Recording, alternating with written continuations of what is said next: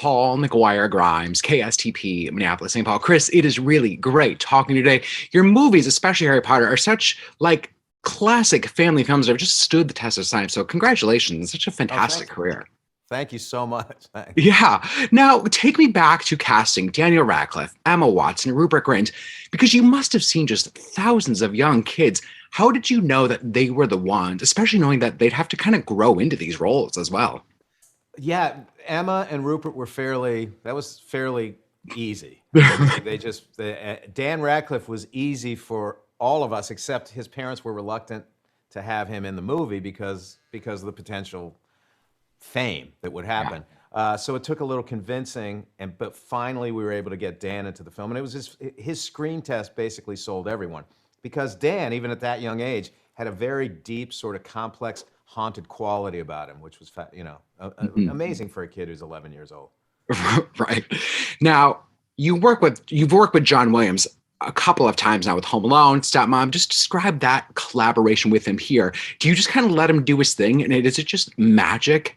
Well, it really is. I think over the course of 5 movies that John and I have done together, I've maybe asked him for one change, because he understands the language of cinema. It's why Steven works with him all the time. It's just you can't. I mean, he's not available all the time, or I'd use him on every film. But when I first heard those opening notes of the Harry Potter theme, it's just kind of when I heard the opening notes of the Home Alone theme, I knew we were onto something very special.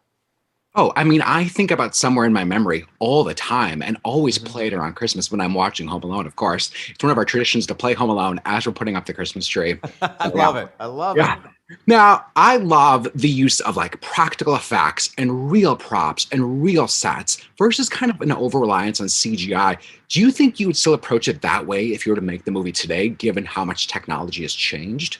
Without a doubt. I think the fact that the kids, particularly new actors, it is great if they have something tangible to work with. And particularly in the second film with the basilisk, we built the basilisk, and all of those, we had a miniature Dobby on set. So we always wanted the kids to be able to see what they were eventually going to be fighting with or whatever on screen. Sometimes, unfortunately, there was a tennis ball. We didn't have the money to build everything. And that was me off camera, acting. I was the 4th actor on these films, which I loved. That's the way you can sort of boost a kid's energy, is just being there for them. Right. Now, how do you deal with the pressure of kicking off this franchise, knowing that you had to make it successful, knowing just the popularity of these books? How did you handle that? Well, it was definitely a lot of anxiety, a lot of terror, knowing that if you fail, you can probably never make another film. I joke about the fact that I'd go into witness protection program if I failed the first Harry Potter film. But we didn't know. I just had to trust my instincts. I had the backing of J.K. Rowling, who, after I told her what my vision for the film was going to be, she said, I see it exactly the same way. So that was before we even started casting.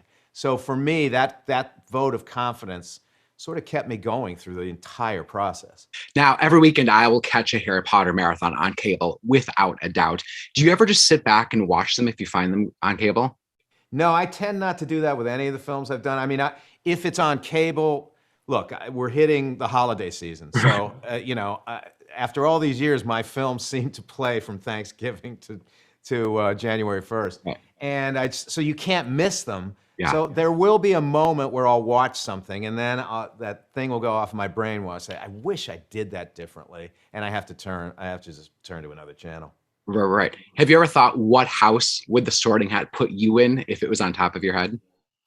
I never really thought about it, except when I had J.K. Rowling sign my edition of Harry Potter. Yeah. She mentioned something, I don't remember the exact quote, that I would be in Gryffindor. So I felt good about that. Be a little bad if she was like, here's Slytherin hat for you. No, exactly. I don't know. I feel like if Maggie Smith was right next to me, and if I was directing Maggie Smith, I'd be like, can we just do one take where you put it on my head? Just so I have the experience of Dame Maggie Smith putting a Sorting Hat on my head. Chris, this has been phenomenal. I just want to reiterate again, Mrs. Doubtfire, Adventures in Babysitting, Home Alone, like pivotal moments for me, and that Mrs. Doubtfire will always have a very special place in my heart, given that I've got divorced parents and Robin is and Sally both mean the world to me. So Oh, thank you for thank you these. so much. Yeah, have a great week. I appreciate the time Thank today. you so much. Yeah. Thank you. I appreciate